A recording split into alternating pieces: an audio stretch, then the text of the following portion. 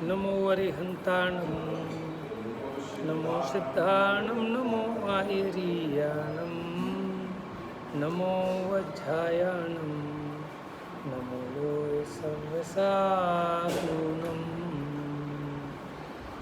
एषसुरासुरमणुसन् वन्दितं धोदघायिकं मलं प्रणमामि वड्डमाणं तीर्थं धम्मस्य कर्तारम्।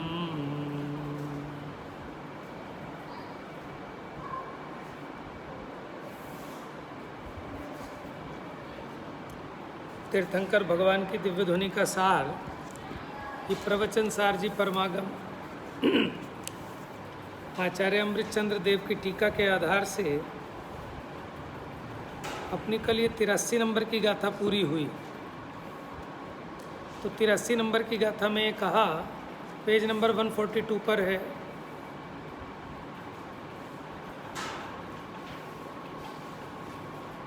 कि अगर जो जीव द्रव्य गुण पर्याय के संबंध में मूढ़ता है, ठीक है, तो जो द्रव्य गुण पर्याय के संबंध में जो उसका अज्ञान भाव है, मूढ़ भाव है, उसका नाम है मोह। यहाँ मोह कहकर दर्शन मोह कहना है। और दर्शन मोह से आच्छादित वर्तता हुआ जीव राग अथवा द्वेष को प्राप्त होकर क्षुब्ध होता है। क्षुब्ध माने खेद खिन्न होता है, दुखी होता है।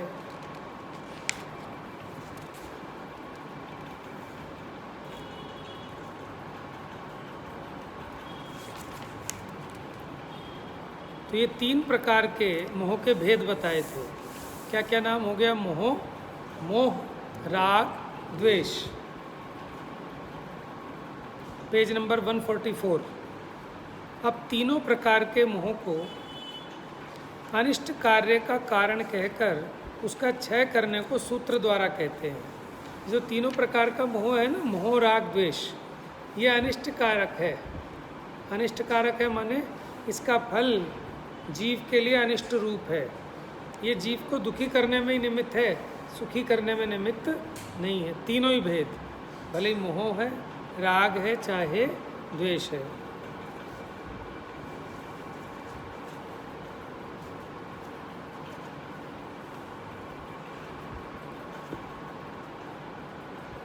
गाथा पढ़े।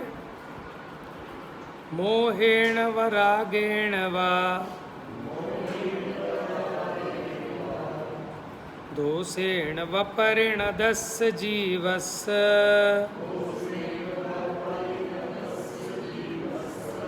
जायदि विविहो बंधो तम हाथे शंख वै दव्वा।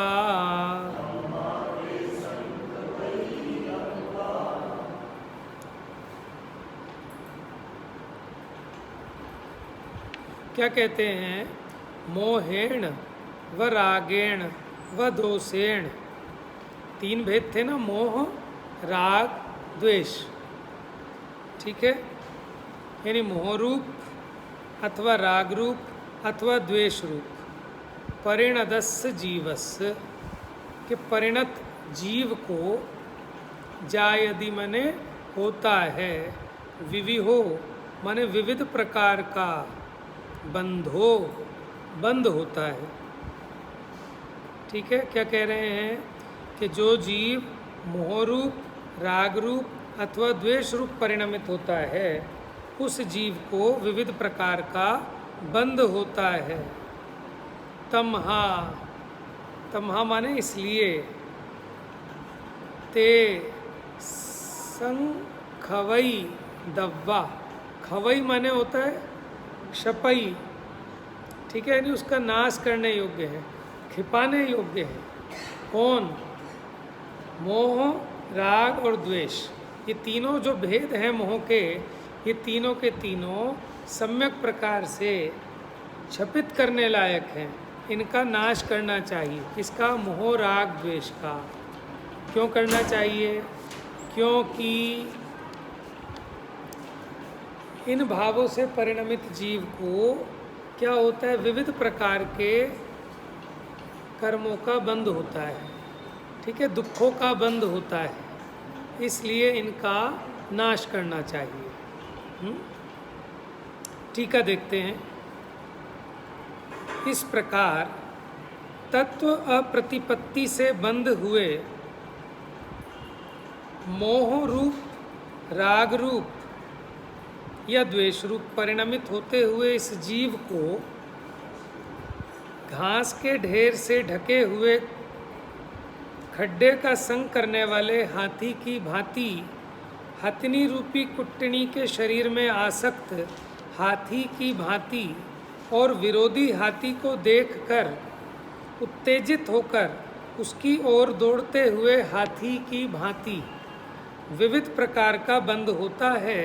इसलिए मुमुक्षु जीव को अनिष्ट कार्य करने वाले इस मोह, राग और द्वेष का यथावत निर्मूल नाश हो इस प्रकार क्षय करना चाहिए।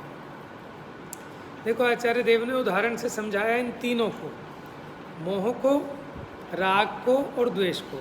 लेकिन इसके पहले देखो, गाथा में एक और इम्पोर्टेंट बात यहाँ इन्होंने लिखा,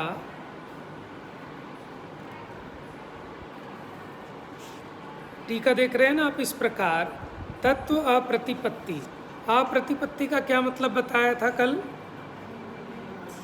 अप्रतिपत्ति, अप्रतिपत्ति का मतलब बताया था अज्ञान। ठीक है, तत्व के संबंध में जो अप्रतिपत्ति है उसी को तो मूढ़ भाव कहा था। ठीक है, अप्रतिपत्ति माने देखो लिखा है ना, आपको मिल गया, कहाँ लिखा है?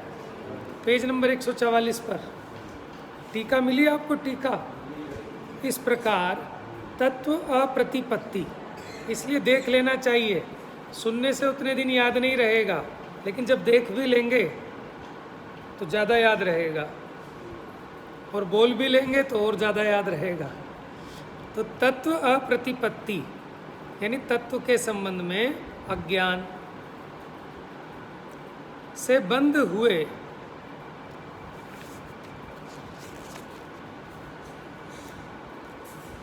हाँ, माने जिसके जो नेत्र हैं वो तत्व के अज्ञान से बंद है, माने जिसका दीपक बुझा हुआ है।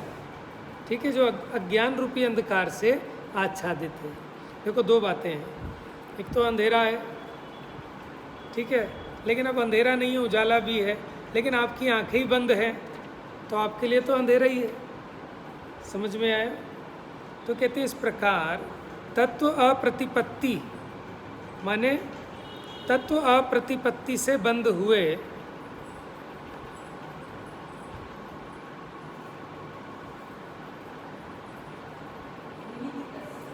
है। हाँ, तो निमीलित मैंने तो बंद है, वो है ना, अज्ञान तिमिरंधानाम ज्ञानानंजन शलाकया चक्षुरुन्मीलितम। उन्मीलित मैंने खुलना और निमीलित मैंने बंद होना।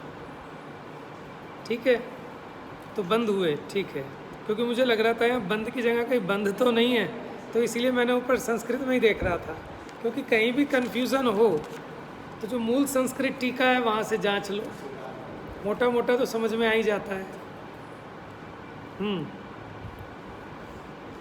माने मूढ़ की बात है कि जिसको मूढ़ भाव है, किसके संबंध में? तत्व के संबंध में अज्ञानता है। मोह रूप, राग रूप या द्वेष रूप। अब देखो, अगर यह ऐसे लिखते मोह रूप या राग रूप या द्वेष रूप, ये होना चाहिए था ना। तीन चीज़ें हैं, मोह, राग, द्वेष, लेकिन इन्होंने ऐसे लिखा कि मोह रूप, राग रूप या द्वेष रूप। इसका मतलब ये दो भेद हैं, एक दर्शन मोह और एक चारित्र मोह। जिसके दर्शन मोह का है उदय, उसके चारित्र मोह का तो है ही। समझ में आ रहा है? जिसके दर्शन मोह का उदय है, जिसकी सत्ता में मिथ्यात्व है, जिसके अभी उदय में मिथ्यात्व है, तो उसको चारित्र मोह तो है ही है। हाँ, यद्यपि जिनके दर्शन मोह चला गया उनके भी चारित्र मोह तो रहता है ना, रह सकता है, लेकिन वो वैसा नहीं रहेगा जैसा दर्शन मोह के साथ रहता था। देखो, जैसे ये मुट्ठी है, बंद है, अब ये अंगूठा खुल गया, अब ये बंद तो हैं लेकिन वैसे ही बंद हैं कि जो इसके साथ बंद थी। आप देखो, इस करके देखो, आपको अंदाज़ा लगेगा कि इसके साथ उसमें भी बल आ रहा था, लेकिन ये खुलते ही अब इसका बल ख़त्म हो गया। बच्चे थे ना, तो स्कूल में ऐसे होता था, मुट्ठी बंद कर दी गेम, अब तो मुट्ठी खोल के दिखा। और सबसे पहले आदमी समझदार अंगूठा खोलता था कि अगर ये अंगूठा खुल गया तो ये खुल गए, अब इसमें देर नहीं लगेगी। इसी प्रकार क्रम यही है कि पहले अगर दर्शन मोह को जीत, इसको हटाओ नहीं, ये तो लॉक है ना इसका, अगर इस लॉक को नहीं हटाओगे तो ये खुल ही नहीं सकता। आप कितने ही पत्ते तोड़ लेना, लेकिन वो वृक्ष नष्ट नहीं हो सकता जब तक आप उसका मूल नहीं उखाड़ेंगे। समझ में आया? आपने पत्तों को पानी देना बंद कर दिया, लेकिन जड़ को पानी दे रहे हो तो पत्ते सूख जाएंगे क्या? और कोई जड़ में पानी नहीं दे रहा, पत्तों में पानी दे रहा है, तो हरा भरा हो जाएगा क्या? समझ में आया? तो मूल, तो मिथ्यात्व मूल है। जैसे सम्यक दर्शन धर्म का मूल है, उसी प्रकार मिथ्यात्व अधर्म का मूल है। यानी उल्टी समझ, उल्टी मान्यता, मूढ़ भाव। तो पहले मूढ़ता छोड़ो। तो इसलिए देखो, दो चीज़ें हैं, एक दर्शन मोह है, उसको यहाँ मोह कहा, और दूसरा चारित्र मोह है। चारित्र मोह में या तो राग रूप होगा या द्वेष रूप होगा, इसलिए वहाँ पर इन्होंने लगाया या, राग रूप या द्वेष रूप। ठीक है, पहली चीज़ हो गई मोह और दूसरी चीज़ हो गई राग या द्वेष, है ना, इसलिए वहाँ या लगाया। तो अब ये जीव राग द्वेष रूप परिणमित हुआ है कि नहीं हुआ है, पहले तो ये नक्की करो। अगर कोई ये मान के बैठा है कि राग द्वेष तो पुद्गल के हैं, कि आप पढ़ लो गाथा 50 से 55, वहाँ लिखा है कि वो 29 भाव है। हाँ 29, हम 29 बोलने की आदत है, 29 है वैसे, हमें आदत वही पड़ी हुई है। अब बताओ, जैसे छिपकली है, अब छिपकली बोलते हैं, कोई छिपकली बोलते हैं, ऐसे फिटकरी है कि फिटकरी है, नहीं, हमारे उच्चारण में भी है कुछ गड़बड़। जैसे 29 है कि 29 है कि 29 है, तीनों अलग अलग हो गए। अब 29 होगा तो आधा ना लगाना पड़ेगा, और 29 होगा तो पूरा ना होगा। और हम जो बोल रहे हैं ना 29, तो तापे एक आधा ता और चढ़ता है, तो 29। अब उच्चारण तो वही है जो चढ़ा हुआ है जुबान पे, लेकिन जैसा बोलेंगे वैसा लिखेंगे तो गड़बड़ होगी। हाँ, तो ऐसे ही जो है ना, जैसे फिटकरी है, फिटकरी है, ऐसे ही वो बताया था ना, वीर जवान और एक वीरजवान, कितना अंतर पड़ गया देखो बोलने से। वीर जवान और एक वीरजवान। सिद्ध भगवान वीर जवान है कि वीरजवान है? हैं? किसी ने बोला वीर जवान? वीरजवान है।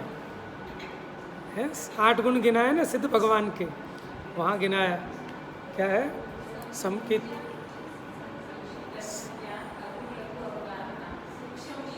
सूक्ष्म वीरजवान, निराबाद गुण सिद्ध के, सूक्ष्म वीरजवान, तो वहाँ वीरजवान है। जब हम सबसे शुरू में पढ़े पहली बार पाठशाला, बीकॉम में आ गया था, तब गया तीसरे भाग बाल बोध में, तो हमने वहाँ पढ़ा वीर जवान। तो गुरुजी ने टोका कि वीर जवान नहीं है, वीरजवान है। हमने कहा वीर जवान लिखा है, क्योंकि आज तक कभी वीरजवान शब्द सुना ही नहीं, वीर जवान होता है। तो देखो, शब्दों का भी बड़ा महत्व है कि किस शब्द को कैसे पढ़ना, कैसे उसको बोलना। देखो 3 उदाहरण दिए तीनों चीज़ों के लिए। पहले समझाएंगे मोह को, कि मोह के लिए क्या उदाहरण दिया। अच्छा, पहले आपसे मैंने प्रश्न पूछा था, यहाँ लिख रहे हैं आचार्य देव, इस प्रकार तत्व अप्रतिपत्ति से बंद हुए मोह रूप, राग रूप या द्वेष रूप परिणमित होते हुए इस जीव को, तो क्या जीव राग द्वेष रूप परिणमित होता है?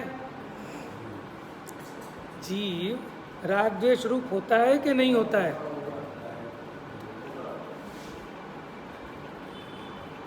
देखो निर्णय करने की ज़रूरत है।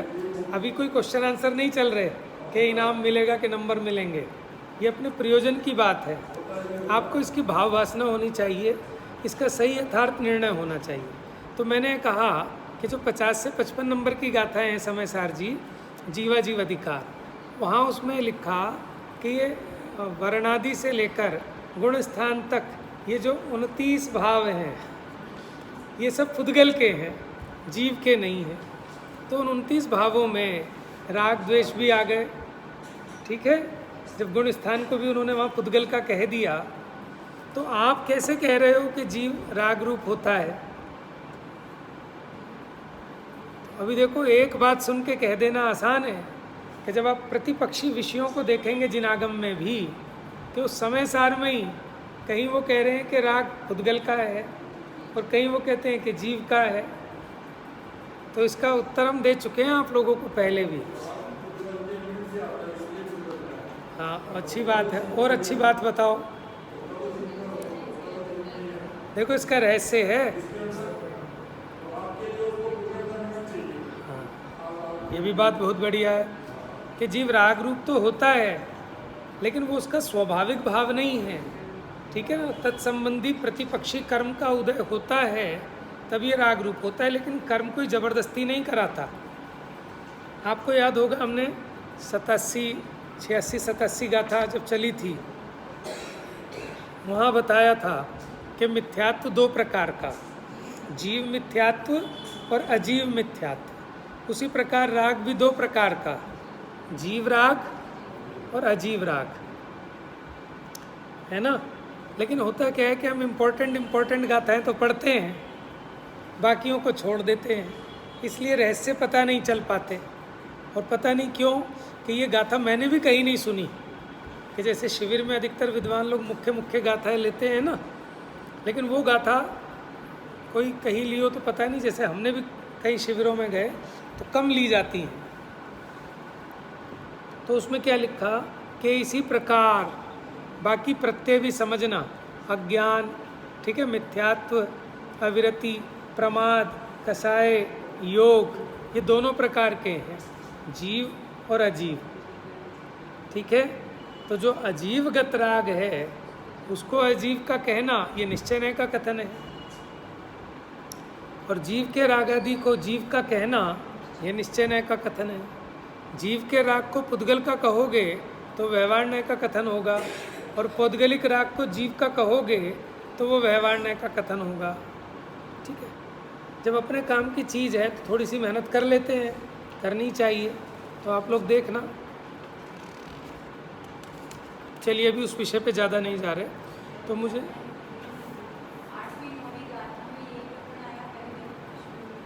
प्रवचन सार में ना, हाँ, प्रवचन सार की 8वीं गाथा, हाँ, सबसे पहले ही कहा था कि जो द्रव्य जिस भाव रूप से परिणमित होता है वह वही होता है। परिणम दीजेण दव्वम तत्कालम तम मयम तिपन्नत, उस समय वह उस भाव से तन्मय है, लेकिन उस समय त्रिकाल नहीं। ये भी बात समझ लेना कि शुभ रूप से परिणमित आत्मा शुभ है, अशुभ रूप से परिणमित आत्मा अशुभ है, और शुद्ध रूप से परिणमित आत्मा शुद्ध है।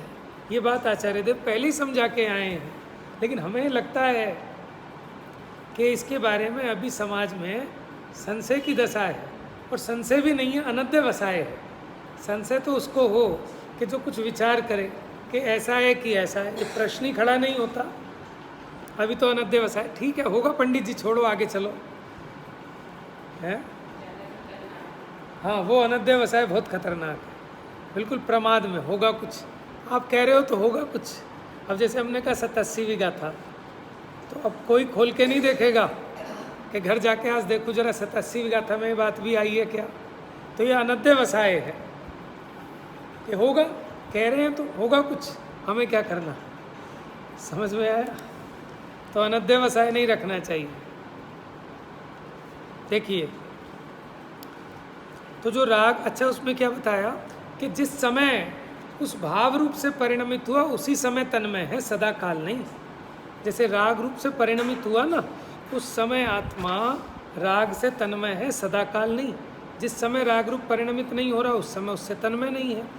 इसलिए रागादि भावों का जीव के साथ तादात्म्य संबंध तो है, लेकिन क्षणिक तादात्म्य है। कैसा है? क्षणिक तादात्म्य, सदा होगा ऐसा नहीं है। और ज्ञान आदि के साथ नित्य तादात्म्य है। कभी भी ऐसा नहीं होगा कि एक समय के लिए भी ये जीव ज्ञान रूप परिणमन ना करे, क्योंकि वो उसका स्वाभाविक भाव है। चलिए, अब तीनों उदाहरण दिए। मोह के लिए क्या उदाहरण दिया? घास के ढेर से ढके हुए खड्डे का संग करने वाले हाथी की भांति। देखो, गड्ढा था, उसके ऊपर घास ढक दी, अब वो उसमें गिर गया, तो अज्ञानता है ना, उसको उसका स्वरूप नहीं पता था कि ये गड्ढा है। तो अपनी अज्ञानता के कारण उसको इसका ज्ञान होना चाहिए था कि भैया यहाँ गड्ढा है, इसके ऊपर ये घास पड़ी है, गिर जाऊँगा तो मर जाऊँगा। तो अज्ञानता को बताया, दर्शन मोह को बताया। है तो गड्ढा, लेकिन उसको क्या लगा कि समतल धरती है, तो ये उसका मूल भाव है उस गड्ढे के संबंध में। तो उससे क्या हुआ? घास के ढेर से ढके हुए खड्डे का संग करने वाले हाथी की भांति कि ये मोह रूप से परिणमित हुआ। तो मोह भाव को समझाने के लिए, मूल भाव को समझाने के लिए इन्होंने क्या उदाहरण दिया? जैसे वो हाथी गड्ढे को गड्ढा नहीं जानता, समतल धरती जानता है, लेकिन अगर वो वहाँ विचार करता, कैसे विचार करता कि क्या कारण है कि ये हथनी यहाँ से सीधी नहीं भागी, लंबा रास्ता लेके भागी है, और जैसे और समतल धरती दिखती है ऐसे ये समतल धरती नहीं दिख रही, इधर घास कुछ ज़्यादा दिखाई दे रही है ना। कहते हैं ना, जो नकली सोना होता है वो असली से भी ज़्यादा चमकता है। तो कई बार शक इसीलिए होने लगता है कि भैया ज़्यादा ही चमक रहा है, इतना तो चमकता भी नहीं है। जैसे माने कोई नोट आया आपके पास, वो हद से ज़्यादा ही अच्छा हो, तो आपको शक हो जाता है कहीं नकली तो नहीं है, क्योंकि नकली चीज़ को चलाने के लिए कुछ ज़्यादा ही उस पर और अच्छा कर दिखाना पड़ता है, तभी तो चलता है। तो अगर वो वहाँ विचार करता कि भाई ये गड्ढा होगा, ये वैसी समतल धरातल नहीं है, तो खैर वहाँ उसका बताना है अज्ञान भाव, मूल भाव। अब दूसरा देखो, राग के लिए हथिनी रूपी कुट्टनी के शरीर में आसक्त हाथी की भांति। अब कुट्टनी का अर्थ बताया था ना कि जो ट्रेंड की हुई हथिनी होती है, और मतलब चालबाज, धूर्त, एक धूर्त अभिसारिका का उदाहरण भी आया था ना। तो ऐसी कुट्टनी ये एक विशेषण है। विशेषण क्या है? गाली है एक तरह से, है। कुट्टनी माने बहुत चतुर, बहुत चालाक, कि जिसको बहुत ट्रेंड किया गया है। किस चीज़ में ट्रेंड किया गया?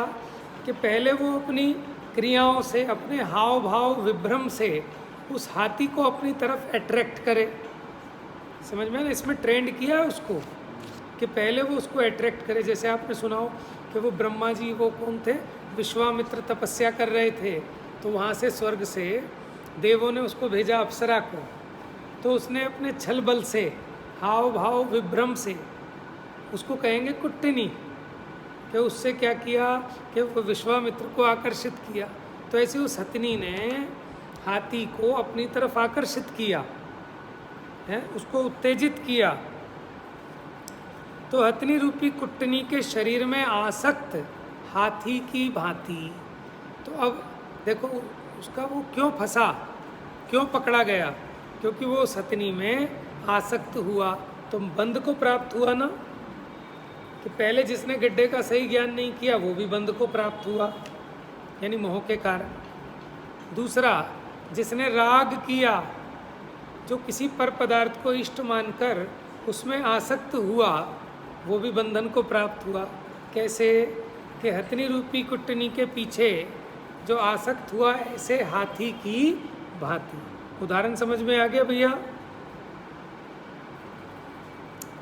पूछूंगा मैं फिर कि द्वेष को कैसे घटित करोगे, किस उदाहरण से। अब द्वेष की बात। और विरोधी हाथी को देखकर उत्तेजित होकर उसकी ओर दौड़ते हुए हाथी की भांति द्वेष। अब मानो ये हाथी उस हथनी के प्रति पीछे जा रहा है, बीच में एक दूसरा हाथी भी आ गया जो उसके पीछे दौड़ने लगा, तो पहले उसके पीछे दौड़ के उसको टक्कर मारता है। समझ में ये द्वेष को समझाया कि उसको अनिष्ट मानकर, किसी पर पदार्थ को अनिष्ट मानकर उसको जो हटाने की चाह है, उसको मिटाने की चाह, ठीक है, वो सब द्वेष का परिणाम है। बात समझ में आ रही है? तो हाथी के उदाहरण से तीनों बातें समझा दी आचार्य देव ने। विरोधी हाथी को देखकर उत्तेजित होकर उसकी ओर दौड़ते हुए हाथी की भांति विविध प्रकार का बंध होता है।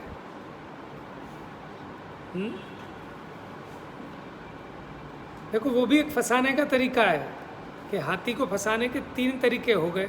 एक तो घास बिछा दी कि अज्ञानता में गिर जाएगा, अब नहीं गिरा, चतुर था वो हाथी, उसको दर्शन मोह नहीं था, ठीक है ना, तो वो समझ गया कि यहाँ गड्ढा है, तो उस पर उन्होंने दूसरा हथियार अपनाया कि अब एक कुटनी हथनी को भेजा, तो उसके राग में फंस गया तो बंधन को प्राप्त हो जाएगा। अगर वहाँ भी नहीं फंसा तो तीसरी एक सिचुएशन ये हो सकती है कि एक उसके जैसा दमदार हाथी भेजें उसके क्षेत्र में, तो एक गुर्राएगा, उसको भगाने की सोचेगा, क्योंकि जंगल में तो एक ही राजा रह सकता है। समझ में आया? तो जब इसको भगाने के लिए उसकी तरफ दौड़ेगा, उससे लड़ने के लिए आएगा, तो फिर फंस जाएगा यहाँ पर। समझ में आया ना? क्योंकि वो भी फिर इधर उधर निकलेगा, फिर वो उसी हथनी की तरह राग के द्वारा बांधा, द्वेष के द्वारा बांधा, मोह के द्वारा बांधा। तो इसलिए लिखा विविध प्रकार के बंध को प्राप्त होता है। लेकिन कौन? कि जो मोह राग द्वेष रूप परिणमित होता है वो, ठीक है। अब अगर वो हाथी मोह रूप ना हो, राग रूप ना हो, द्वेष रूप ना हो, तो क्या उसको पकड़ा जा सकता है? हाथी इतना ताकतवर प्राणी है, मजाल है किसी की पकड़ ले उसको। तो ऐसे ही भगवान आत्मा, ठीक है, अनंत शक्तिमान है। अगर ये स्वयं से ही मोह राग द्वेष रूप परिणमित ना हो तो इसको कोई नहीं बांध सकता।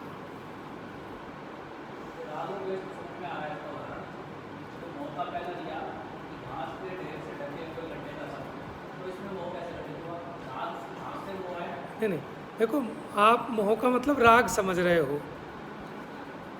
मोह के अनेक अर्थों में प्रयोग किया जाता है। यहाँ जो इन्होंने मोह शब्द का प्रयोग किया, पहले लिखा तत्व अप्रतिपत्ति रूप जो मूल भाव है उसका नाम है मोह। पीछे बताया था ना कल, देखो पीछे देखो, पेज पलटो एक बार, इसका अन्वयार्थ देखो। जीव के द्रव्यादि संबंधी मूल भाव वह मोह है, ठीक है, मिल गया।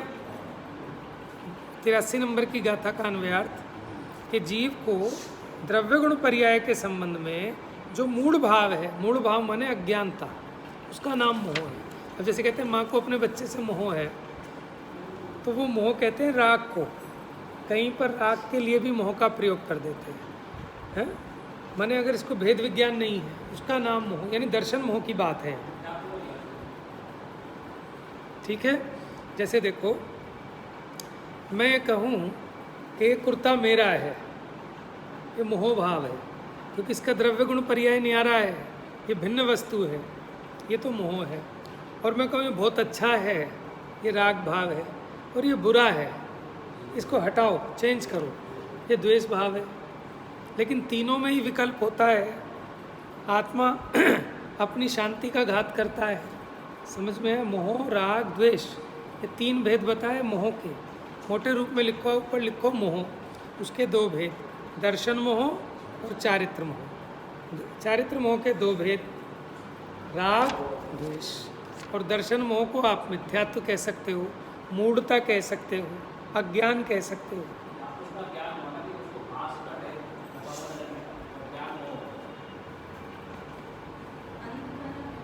हाँ बिल्कुल, अंधपना ही है। हाँ अब देखो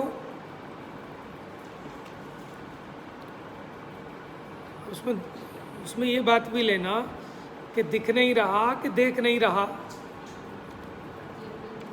अब क्या करें साहब, मिथ्यात्व कर्म का उदय है, तो हमारा क्या कसूर है? कि नहीं, कि मिथ्यात्व कर्म का उदय क्यों है? क्यों है? क्योंकि तू अपने स्वरूप को देख नहीं रहा, इसलिए तेरे मिथ्यात्व का उदय है। समझ में?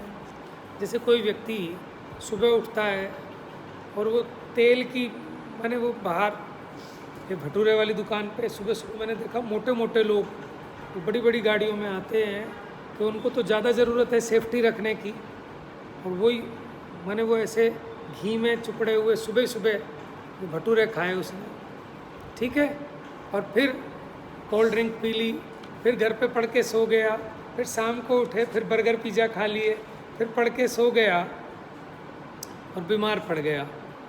अब वो क्या कहता है, साहब अभी जो बीमार पड़े हैं ना, हमारे असाता कर्म के उदय से पड़े हैं। अब प्रश्न ये है कि तेरा कोई कसूर नहीं है, असाता कर्म के उदय से बीमार पड़ा है ना, तो असाता कर्म का उदय क्यों आया? क्यों आया है? देखो, जो कर्म का उदय है, उदीर्णा है, वो सब परिणामों के निमित्त से आते हैं। कि तेरी देह में इतनी तीव्र आसक्ति, ठीक है, डॉक्टर ने तुझे मना किया, उसके बावजूद भी तू उसमें रम रहा है और उसमें लीन है, इतना तेरे राग की इतनी गृद्धता है, इतना तेरा अविवेक है, इतनी मूढ़ता है, उन परिणामों के फल में तीव्र असाता कर्म बंधे ही बंधेगा। तो अगर कोई कहता है कि लापरवाही से बीमार पड़ते हैं, सो भी बात ठीक है, और कोई कहता है कि कर्म के उदय से बीमार पड़ते हैं, सो भी बात ठीक है। क्योंकि जब भी कोई कार्य होता है उसमें अनेक कारण होते हैं, 5 तो मोटे रूप में गिनाए हैं, अनेक कारण लिखे हैं पंडित टोडरमल जी ने, कि किसी भी कार्य के होने में अनेक कारण होते हैं। क्या?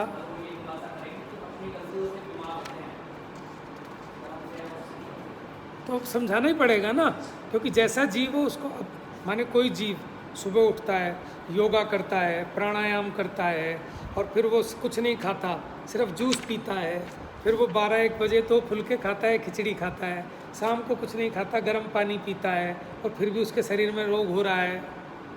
अब उसे भी ये कहोगे तुम अपनी लापरवाही से हो रहे हो, हैं?